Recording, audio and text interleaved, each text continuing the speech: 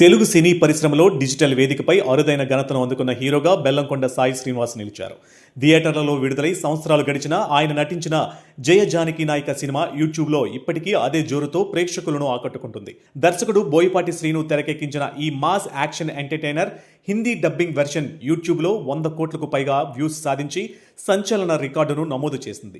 భారతీయ cinema digital చరిత్రలో ఈ మైలురాయి అత్యంత అరుదైన ఘనతగా నిలుస్తుంది. 2017లో విడుదలైన ఈ చిత్రం టెలివిజన్, ఓటీటీ, యూట్యూబ్ వేదికలపై సంవత్సరాలుగా ప్రేక్షకాదరణ పొందుతూ వస్తుంది. ముఖ్యంగా హిందీ ప్రేక్షకుల్లో ఈ సినిమాకు ఏర్పడిన విపరీతమైన క్రేజ్ కారణంగా వ్యూస్ సంఖ్య రోజురోజుకు పెరుగుతూ చివరకు 100 కోట్ల మార్కును దాటింది.